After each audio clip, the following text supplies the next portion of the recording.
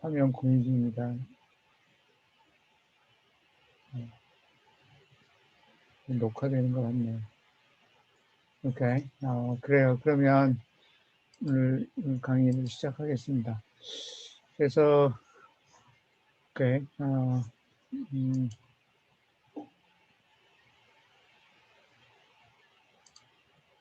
잘 보이죠? 네. 오케이. 그래서 오늘부터 교회 처음 오셨습니까? 이런 우리가 교재를 가지고 강의 쭉 해가고 있고요. 그래서 지금 우리가 이 교재는 1부하고 2부로 나눠져 있는데, 우리가 1부를 하고 있죠. 1부에 이제 4과가 있고, 그래서 1과 2과는 이제 예수님 누구신가, 그걸 다루는 부분이었고요. 그래서 예수님이 어떤 분이신가, 무슨 주장을 했는가, 그런 거에 대해서 우리가 좀 들여다봤고, 그 다음에 그 예수님께서 하신 말씀들, 그 주장들이 정말 믿을만한가 하는 것을 2과에서 봤고요. 그래서 충분한 믿을만한 근거가 있다. 것이 1장과 2장에 대한 결론이었고요.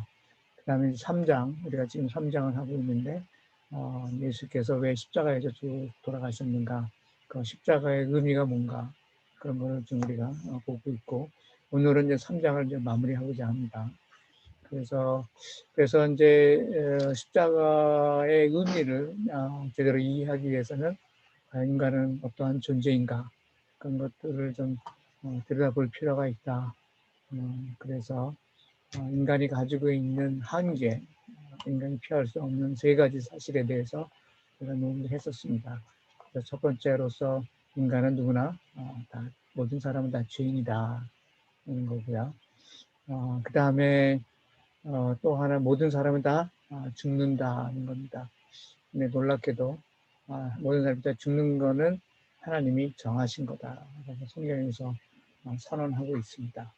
그렇게 하고 죽은 다음에는 뭐요? 심판이 있다고 했어요. 모든 사람은 그 다음에 심판이 있다는 거고요.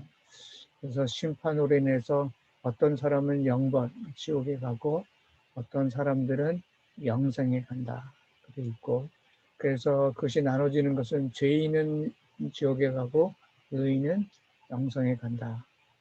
이렇게 지금 성경이 말을 선언하고 있고요. 그래서 우리가 또 시간을 할애해서 성경에서 천국은 어떻게 얘기하고 있는가, 또 지옥은 어떻게 얘기하고 있는가, 그런 것에 대해서 우리가 공부를 했습니다. 그래서 지옥은 가서는 안 되는 것이다 라는 게 성경의 그런 메시지죠. 그래서 하나님을 다시 정리하면, 하나님의 원칙은 죄인이 죽으면 지옥에 가는 거고, 의인이 죽으면 그건 천국에 가는 거죠. 그래서 당신은 죄인입니까? 의인입니까? 이거에 대한 당신의 답이 만약에 죄인이라고 하면, 이렇게 그거는 지옥에 갈 수밖에 없는 그런 운명인 거죠. 그래서 지옥을 가지 않고 또 천국에 가려고 한다면 바로 왜냐하면 의인이 되어야 되는 거죠. 이렇게 그래서 의인이 돼야 천국을 가는 거고, 그러면 이제 의인이 되는 방법은 어떤 것이 있을까요? 그래서 첫 번째, 죄를 하나도 짓지 않아야 되죠.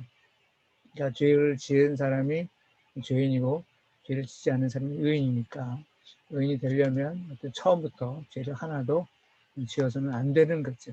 그러나 이것은 불가능합니다. 분명히 성경에서는 율법의 행위로서 이렇게 의롭다 하면 이걸 육체가 없다. 그렇죠? 그래서 우리 행위로서는 하나님께서 정하신 율법을 지킬 만한 능력이 없고, 항상 율법을 지킬 수 없는 상황이 되고, 그래서 의롭다 하면 하나님 앞에 의롭다 하면 얻을 수 없다는 거죠. 그래서 바로 죄를 하나도 짓지 않는 것은 불가능한 거고, 그래서 이제 두 번째 방법은 뭐냐면, 그래서 죄를 지을 수밖에 없다는 거죠. 그래서 죄를 가지고 있을 수밖에 없다는 거고, 그러면 죄를 없애버리는 것이 바로 또 하나의 방법이 되겠죠. 바로 이것이 유일한 방법입니다. 그러니까 죄를 안 지을 수는 없는 거고요. 그래서 죄인이 될 수밖에 없는, 운명적으로 죄인이 될 수밖에 없는 거고, 그러면 바로 의인되는 유일한 방법은 죄를 지워버리는 겁니다. 그렇죠? 그래서 의인이 되는 그 유일한 방법이 무엇이냐 하는 거고, 그것이 이제 성경에서 얘기해 주고 있는 거죠. 그래서 만약에 여러분들이 이제 결혼해서 또 아이를 낳고 그러면 그 자녀가 또 뭐 여러 가지 온갖 실수들을 하고 장난도 치고 많이 그러죠. 아마 여러분도 더 젊었을 때, 어렸을 때 또 뭐 이런 많은 장난들을 쳤을 겁니다. 특히 이제 태원 형제나 또 우리 성빈 형제나 특히 이제 남자들, 남자 아이들이 이렇게 장난을 많이 치죠. 그래서 하숙에 빠졌다고 칩시다. 그러면 그거 뭐 온갖 오물이 다 몸에 묻게 되잖아요. 그러면 부모로서 그냥 그 아이를 방해 드리겠습니까? 물론 아니죠. 네. 하여튼 우리 아들이 그렇게 온갖 오물을 뒤집어 쓰고 왔으면 야단도 치겠지만 우선 이제 당장 씻으라고 그러고 일단 씻고 방해 드리겠죠. 마찬가지로 하나님께서도 똑같은 방법을 취하신 거죠. 그래서 죄에서 깨끗게 하셔야, 깨끗게 해야 그 다음에 하나님 천국에 들어갈 수 있는 거죠. 그래서 하나님의 법칙, 죄를 깨끗게 하는 하나님의 법칙은 결국은 피를 흘리는 것입니다. 그것이 바로 생명이 죽어야 된다는 겁니다. 그래서 죄에 대한 값은 바로 생명입니다. 그래서 바로 그런 이유 때문에 예수님께서 십자가에서 우리를 대신하여서 죽으신 것이고요. 그에 대해서 성경은 로마서에서 선언하고 있습니다. 우리가 아직 죄인 되었을 때 그리스도께서 우리를 위하여 죽으심으로, 예수 그리스도께서 우리를 위해 죽으셨다는 거죠. 그러므로 하나님께서 우리에 대한 자기의 사랑을 확증하셨느니라. 바로 예수 그리스도께서 우리를 위해 죽으신 것이 바로 우리에 대한 하나님의 사랑의 표현이라는 거죠. 그래서 바로 예수 그리스도께서 우리를 대신하시기 위해서 우리 죄를 지시고 십자가에서 죽으셨고요. 그것은 하나님께서 의도적으로 그런 일을 하신 거고, 그건 바로 우리에 대한 하나님의 사랑의 표현이다라고 성경에서는 얘기하고 있습니다. 그래서 바로 십자가의 의미는 바로 하나님의 우리에 대한 사랑의 표현인 거죠. 그러니까 왜 예수 그리스도가 십자가에서 죽었느냐? 그것이 바로 죄를 없애는 인간이 가지고 있는 그 근본적인 문제를 해결하는 하나의 방법이었기 때문에 바로 예수 그리스도께서 십자가에서 죽으시는 방법을 취한 거고요. 바로 예수 그리스도께서는 하나님이시죠. 그러니까 하나님께서 스스로를 죽이신 겁니다. 그래서 그렇지만은 조금 전에 본 사진처럼 예수 그리스도께서 우리를 위해 돌아가셨습니다. 그러나 이 일을 하나님께서 즉흥적으로 하신 게 아니죠. 하나님은 우리에게 사랑을 베푸시고 우리를 구원하시기 위해서 하나님께서 준비를 하신 것입니다. 우리 담임 목사님께서 항상 그런 말씀을 하셨죠. 하나님께서는 계획하시고 준비하시고 일을 이루어 가신다는 거죠. 그것도 마찬가지로 어느 순간에 예수님이 나타나서는 내가 하나님이고 내가 너희들을 구원하기 위해서 죽는다. 그렇게 선언하신 게 아닙니다. 미리 다 계획을 했던 거죠. 그래서 그 계획은 창세기서부터 시작을 했고 바로 2000년 전에 아브라함을 선택을 하시고 그를 통해서 이스라엘 민족을 만드신 거죠. 그래서 그것이 이집트에 또 70명의 사람이 들어가게 하시고 400년 지나면서 큰 민족을 이루고 또 모세를 통해서 그 민족을 다시 이집트에서 꺼내셔서 가나안 땅으로 보내시고 그 과정에 하나님께서 율법을 주셔서 하나님을 섬기는 것이 어떻게 하는 거다 그런 걸 말씀해 주시면서 하나님의 백성을 이제 만들기 시작을 하셨죠. 그래서 이스라엘이 탄생한 거고 그 가운데 이제 여러 왕들이 있었고 그 유명한 왕이 이제 다윗 왕이죠. 또 이런 역사 가운데 또 예수 탄생 700년 전에 또 이사야라는 선지자를 통해서 또 미가라는 선지자를 통해서 예수님의 오심을 예언을 했습니다. 그래서 이사야는 그러므로 주께서 신이 징조로 너희에게 주실 것이라 보라 처녀가 인자의 아들을 낳을 것이다 라고 해서 그러니까 예수 탄생 700년 전에 예수가 어떠한 모습으로 태어난다는 것이 먼저 예언도 있었고요. 또 베들레헴 에브라다여 너는 이레 속 중에서 작을지라도 이스라엘을 다스릴 자가 내게로 나올 것이다. 그래서 바로 어느 동네에서 태어난다는 것도 예언되고요. 그래서 우리가 이전에 공부했던 것처럼 구약에 예언된 예수에 대한 얘기들은 몇백 가지가 됩니다. 그 모든 것들이 예언되었다, 계획되었다, 이렇게 된 거죠. 그러고 나서 예수께서 이 땅에 오심으로써 그것이 성취된 겁니다. 그래서 하나님은 우리를 구원하시기 위해서 상당히 오랫동안 준비를 하시고 계획을 하시고 일을 하신 거죠. 그 결과를 우리는 누리는 겁니다. 그러니까 우리가 어떤 때 적당한 나이가 돼서 예수님을 깨달아 알게 되고 하나님을 깨달아 알게 되고 그래서 우리가 영접함으로 구원의 큰 은혜를 받지만 그것이 갑자기 우리한테 주어진 것이 아니라는 거죠. 하나님은 우리가 이 땅에 있기 전부터 오랫동안 그걸 알고 다 준비를 하신 거고 그거를 적당한 때에 우리 때에 우리가 그거를 알게 된 거고 받아들이게 된 겁니다. 그래서 예수를 믿는 순간 죄 사함을 받는 이유는 무엇일까요? 그러니까 하나님의 죄를 알지도 못하신 자로 우리를 대신하여 죄를 삼으신 것은 우리로 하여금 저희 안에서 하나님의 의가 되게 하려 하심이라. 예수를 믿는 순간 죄 사함을 받는 이유는 예수님께서 뭐 하셨기 때문에 대신하셨기 때문에 우리를 대신해서 죄를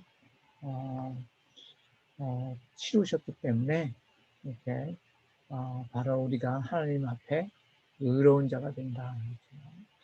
그래서 예수님께서 대신하셨다 함은 내가 한 것과 똑같은 효과가 있다는 것입니다. 이렇게 예수님께서 내 죄를 사하여 주신 거죠. 그럼 마치 내가 죄를 사한 것과 똑같은 거다 하는 겁니다. 그래서 이런 쉬운 예는 이런 거죠. 예를 들어서 여러분들이 큰 빚을 졌다고 생각을 해보세요. 이렇게. 그래서 빚이니까 당연히 우리가 갚아야 되죠. 이렇게. 그런데 그 빚을 아버님이 갚아줬습니다. 이렇게. 그러면 더 이상 나는 빚이 없는 거고요. 채권자가 나한테 대해서 아무런 주장도 하지 못합니다. 그렇죠. 나의 빚이 다 갚아진 거지. 마찬가지로 예수님께서 내 죄값을 다 치르셨기 때문에 죄값은 사망인 거죠. 죽음입니다. 근데 예수님께서 대신해서 나를 대신해서 죽으셨기 때문에 내 죄값을 치르셨으니까 더 이상 내가 죄값을 치를 필요가 없다는 거죠. 우리를 대신해서 죄를 삼으셨다는 것이 그런 의미고 또 예를 들어서 영화표 그렇죠? 내가 여러분들한테 돈을 주고 영화표를 사가지고 이렇게 우리 지윤 양한테 줬어요. 두 장을 주면서 남자친구 있으니까 같이 가서 좋은 영화 좀 봐라. 그렇게 하면 그런데 표를 받아서 가면 그 표를 가지고 누릴 수 있는 권한을 다 누릴 수 있잖아요. 그렇죠. 마찬가지로 일단 예수님께서 우리 죄값을 다 치우시고 우리한테 영광스러운 위치를 주셨으니까 우리는 그것을 누릴 만한 충분한 권한이 있고 권리가 있다. 이런 뜻이 됩니다. 그래서 예수를 믿는 순간 일어나는 기적은 무엇일까요? 사도행전 10장 43절에 그에 대하여 모든 선지자도 증언하되 그를 믿는 사람들이 다 그의 이름을 힘입어 죄 사함을 받는다 하느니라. 에베소 1장 7절 우리는 그리스도 안에서 그 은혜의 풍성함을 따라 그의 피로 말미암아 속량함, 죄 사함을 받았느니라. 그래서 우리가 예수를 믿는 순간 일어나는 기적이 뭐죠? 바로 성경에서 뭘 얘기하고 있습니까? 그의 이름을 힘입어 그의 피로 말미암아 죄 사함을 받는다. 그러니까 우리가 예수를 믿는 순간 일어나는 기적은 바로 죄 사함을 받는 겁니다. 이렇게 그래서 우리가 예수를 믿는 것 자체가 하나의 기적을 체험한 거죠. 이렇게. 그것이 우리가 보통 얘기하는 감정적으로 사람에 따라 그렇게 크게 또 회개하고 통회하고 눈물을 흘리고 우는 사람도 있지만 또 그렇지 않은 사람이요 또 진정으로 예수를 믿는 경우도 있지요. 사람에 따라 감정적으로 일어나는 것들이 다 다릅니다. 그러나 그 마음에 또 분명하게 진정으로 또 진지하게 그 순전하게 예수님을 주로 받아들이면 바로 죄상을 받는 기적이 일어나는 겁니다. 그래서 태어나서 죽을 때까지 죄가 다 사함을 받는다면 죄인입니까? 의인입니까? 우리가 태어나서 죽을 때까지 모든 죄를 다 사함 받았으니까 바로 뭐예요? 의인이지요.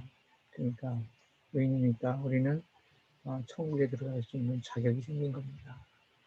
그래서 예수님을 믿음으로 의인이 됩니다. 그래서 로마서 3장 22절 곧 예수 그리스도를 믿음으로 말미암아 모든 믿는 자에게 미치는 하나님의 의인이 이미 차별이 없느니라. 그렇죠? 예수 그리스도를 믿음으로 인해서 우리에게 하나님의 의가 미친다 얘기하고 있고 거기에는 차별이 없다. 어떤 사람인지 어떠한 자인지 상관이 없이 온 마음으로 주실 때에 예수 그리스도를 믿으면 이렇게 하나님의 의를 미친다. 로마서 3장 22절에 선언하고 있다.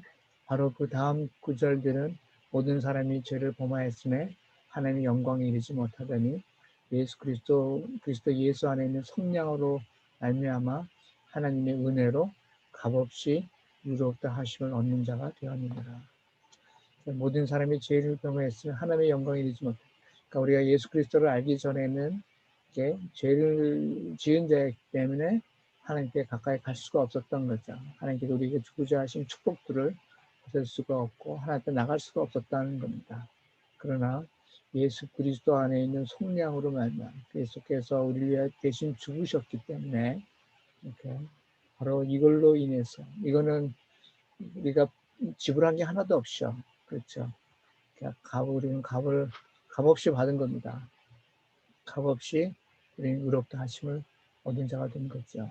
우리가 예수 그리스도를 믿게 되면 이렇게 그래서 예수님을 믿음으로 우리가 의인이 되고 바로 의인이 되는 이유는 이렇게 죄사함의 기적을 얻기 때문에 죄사함의 기적이 일어나기 때문에 그렇습니다.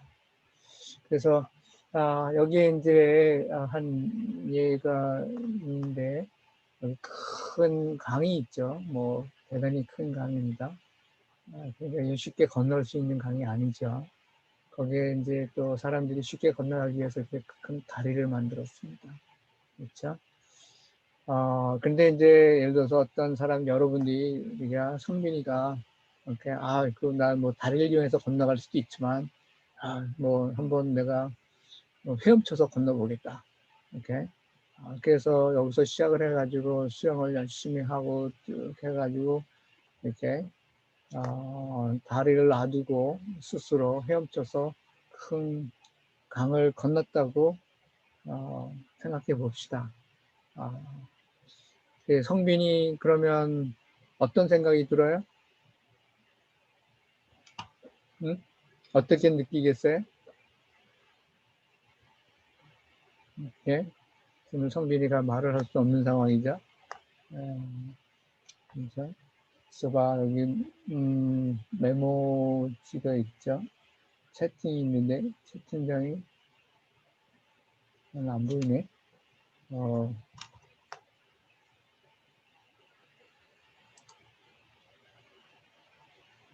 오케이. 어떤 생각이 들까요? 굉장히 자랑스럽겠죠. 굉장히 자부심을 느낄 거예요. 자기 전에서 자부심을 느낄 겁니다. 그래서 그런데 이제 그렇게 이제 자부심을 느끼게 되면 우리는 인간은 죄성이 있기 때문에 이제 교만해지는 거죠. 이렇게. 그래서 예를 들어서 이게 이제 뭐 천국을 가는 강이라고 생각을 합시다. 그래서 자기가 어떤 노력을 해서 강을 건너서 천국에 갔다고 합시다. 그러면 이제 거기 하나님이 계실 거 아니겠습니까? 그럼 하나님께 이제 뭐 물어보는 거죠. 이렇게. 당신은 어째서 여기 왔습니까? 그러면 나는 뭐 내 스스로의 노력에 의해서 여기 천국에 왔다. 하나님 보고 그럼 당신은 어째서 여기 있느냐? 이렇게 물을 겁니다.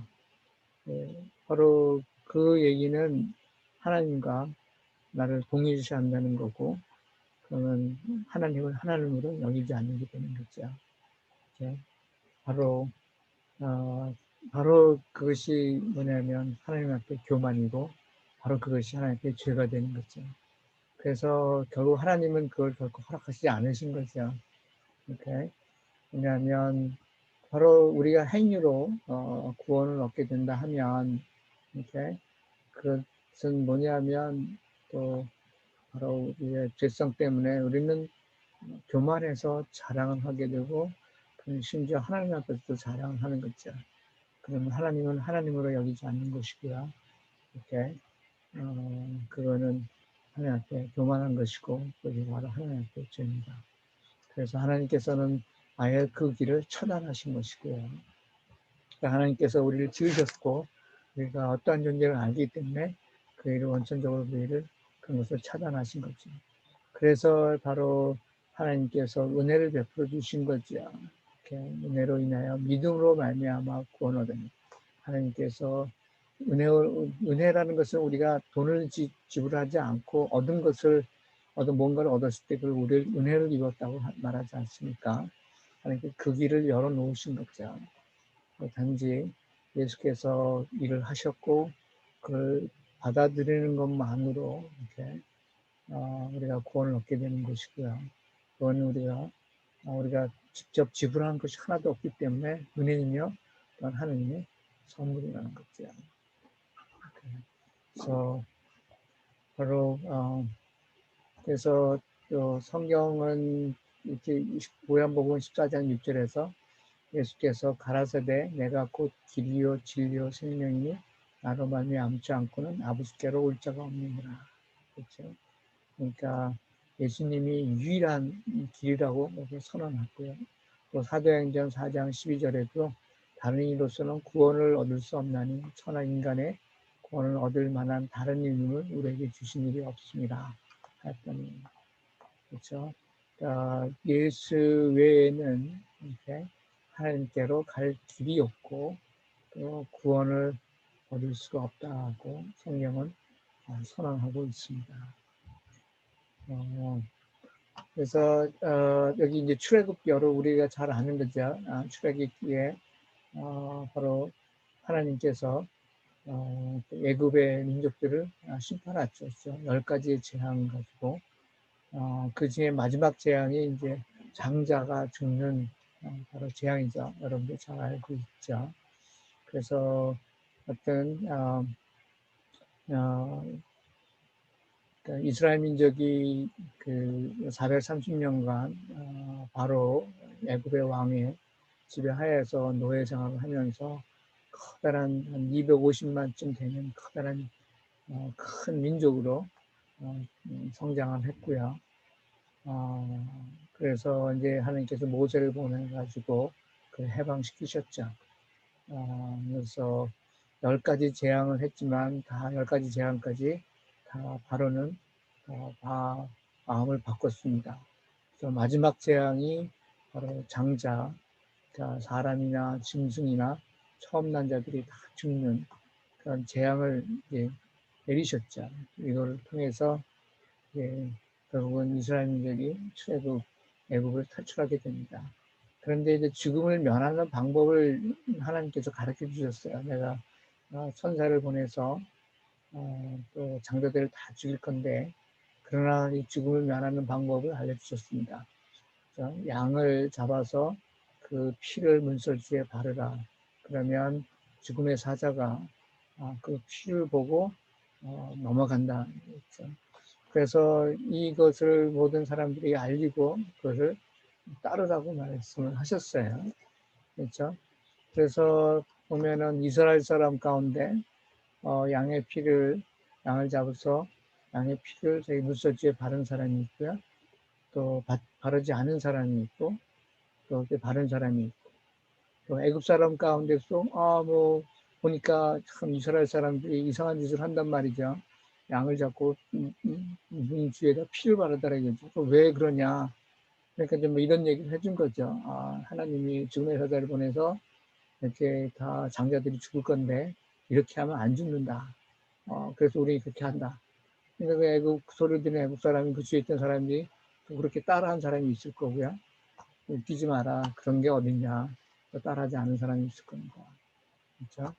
그래서 여기서 산 사람이 누굽니까? 양의 피를 다른 사람들이 산 거죠. 이 사람이 이스라엘 사람이든 애국 사람이든 상관이 없는 겁니다. 마찬가지로 그러니까 우리가 지옥을 면하는 방법, 천국에 가는 방법은 하나님께서 말씀하신 방법대로 가야 되는 거죠.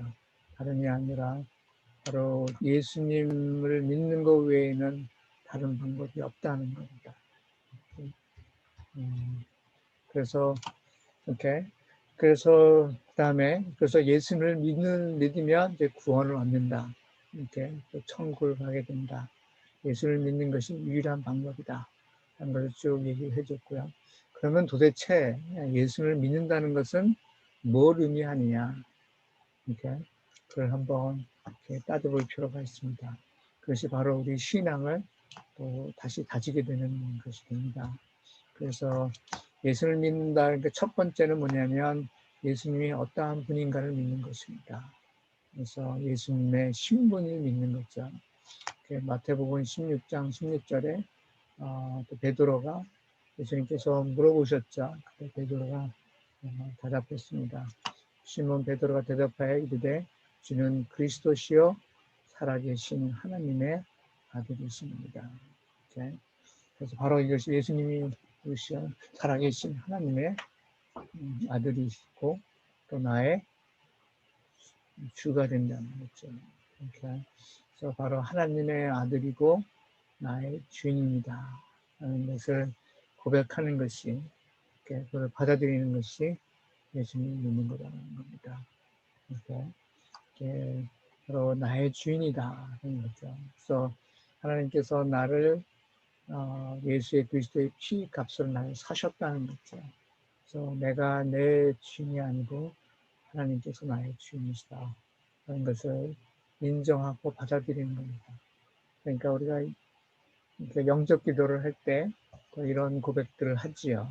또 아까 예수를 믿는다 하는 것이 그러니까 진정으로 믿는다, 받아들인다 이렇게 얘기를 했는데 그 진정으로 믿는다, 받아들인다는 것들에 이러한 개념도 드러나는 거죠.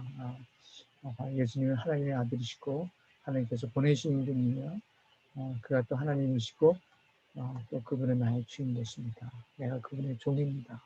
라는 것을 인정하고 받아들이는 것이 예수님을 믿는다는 것이고요. 그 다음에 또 하나는 예수님께서 하신 일을 믿는 겁니다. 고린도 15장 3절에서 4절 내가 받은 것을 먼저 너에게 전하였노니 이는 성경대로 그리스도께서 우리 죄를 위하여 죽으시고 장사반 지낸 바 되었다가 성경대로 사흘 만에 다시 살아나사 그렇죠. 이렇게 그래서 바로 이것을 그대로 믿는 겁니다. 이렇게 우리 그리스도께서 우리 죄를 위하여 죽으셨다 하는 것을 내가 인정하고 받아들이는 거고요. 그 다음에 그래서 그분이 장사되었다. 이렇게 장례가 치러지고 이렇게 무덤 속에 들어갔다 하는 거고요. 그 다음에 다시 사흘 만에 다시 살아났다, 부활했다 하는 걸 믿는 겁니다. 이렇게. 그래서 내 죄를 위해 죽었고, 그다음에 장사되었고, 그다음에 다시 살아났다. 그것을 바로 믿는 것입니다. 그게 바로 예수님께서 하신 일이죠. 그걸 받아들이는 겁니다. 사탄은 이거를 공경하죠. 이게 죽지 않았다. 이렇게 살아나지 않았다. 이렇게. 그래서 우리가 지난 시간에 이제 이런 것에 대해서 부활에 대해서 얘기할 때 그런 것에 대해서 많이 얘기를 했었습니다. 그래서 바로 이것이 예수 그리스도의 핵심적인 사역이죠. 우리의 죄를 용서하기 위해서 십자가에서 죽으시고 부활하셨다. 그거를 바로 믿는 것이 바로 예수 그리스도를 믿는 거다라는 겁니다.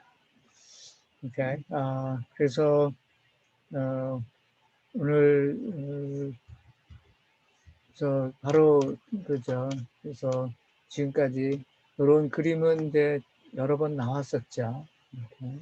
그래서 매 챕터가 끝날 때마다 이런 그림을 나오고 또 이제 선택을 이제 할 수 있도록 또 권면을 하는 거죠. 1장이 끝났을 때는 이제 논리적인 근거를 대해서 이제 결국은 예수님께서 주장하신 것에 대해서 논리적으로 받아들이면 예수님은 하나님이다라는 걸 받아들이는 것이고, 그렇지 않다는 것은 예수님을 미친 자나 사기꾼으로 보는 거다. 그렇게 얘기하고, 그런 사람 가운데서 어떤 걸 선택을 하시겠습니까? 그렇게 한번 권면을 했었고요. 또 2장은 주된 내용이 뭐였죠? 이렇게, 2장은 이제, 그래서 예수님께서 하신 말씀, 주장하신 것들 얼만큼 믿을 만한 근거가 있느냐, 또 그런 걸 쭉 설명하고, 또 여기 와서 지금 따져보니까 예수님께서 주장하시고 하신 말들은 충분한 믿을 만한 근거가 있지 않습니까? 그러니까 또 뭘 선택하시겠습니까? 그래서 논리적으로 설명을 해주고 이거를 선택하게끔 납득을 시키고 이해를 시키는 과정이고요.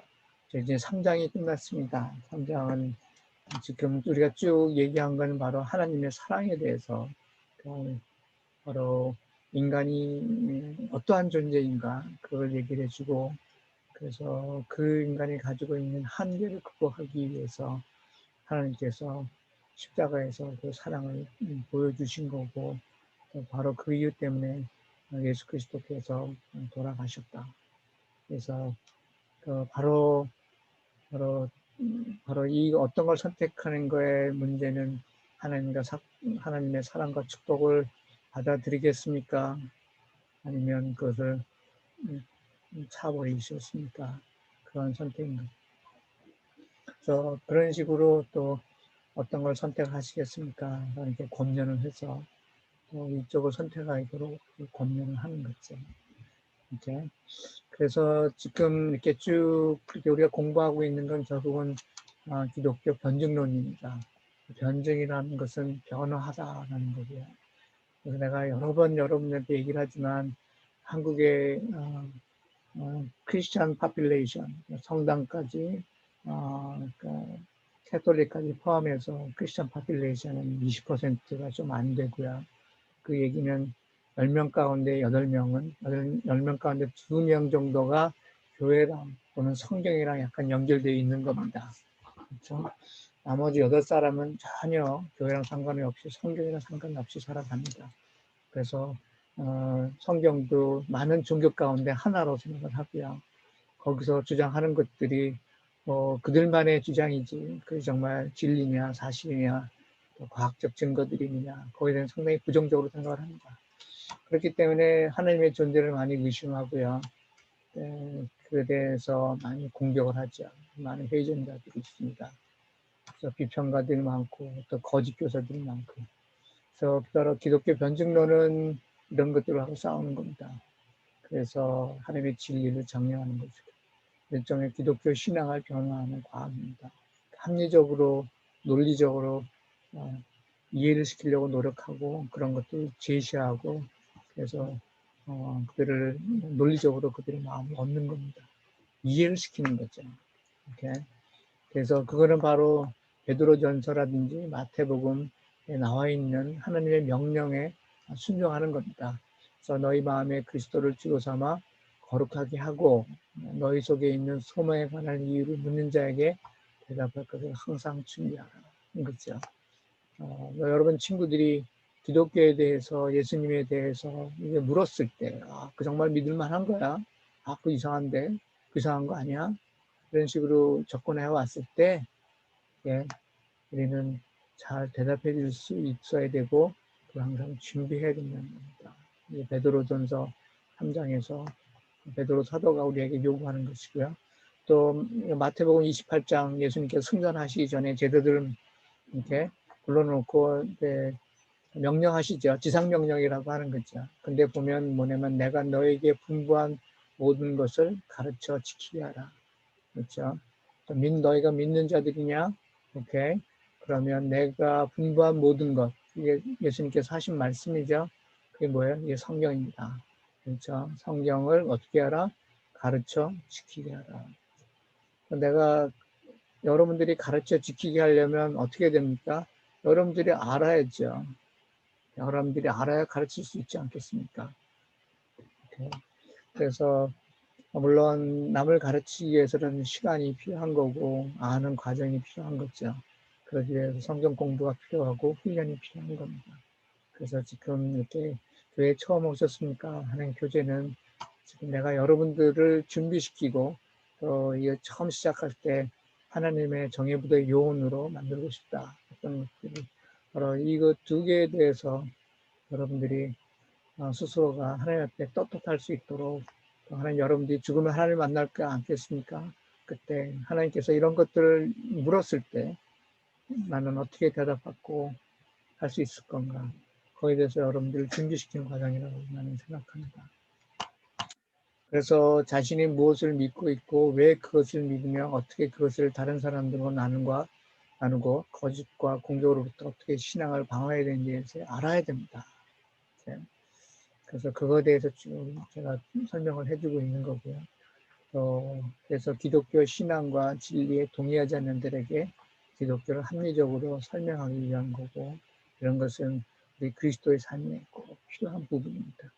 그래서 청년의 때 여러분들은 훈련을 받아야 되고, 이런 것들을 알아야 되고, 이런 거 가지고 고민을 해야 되고, 이런 걸 가지고 여러분 스스로를 준비하고 있어야 됩니다. 그래서 여러분이 삶을 살아가는 가운데 여러분 친구들에게, 동료들에게, 여러분 주위에 있는 사람들한테 이렇게 설명을 하고 그 사람들의 마음을 얻어야 되는 겁니다. 또 더 나아가서는 또 여러분들 후배들한테, 또 여러분들이 내 나이가 되고 또 나이가 더 먹었을 때 여러분 그 다음 세대들한테 여러분들이 또 전수해줘야 되는 겁니다. 그런 걸 위해서 지금 애쓰고 노력하고 있는 거고 같이 이렇게 고민하는 우리가 시간을 보내고 있는 겁니다. 이렇게. 그래서 오늘 강의는 여기까지 하고, 다음 주 강의에는 이제 4장, 일부의 4장, 4가지 영적인 원리에 대해서 공부를 하고자 합니다. 이렇게, 그래서 이렇게 기록 중지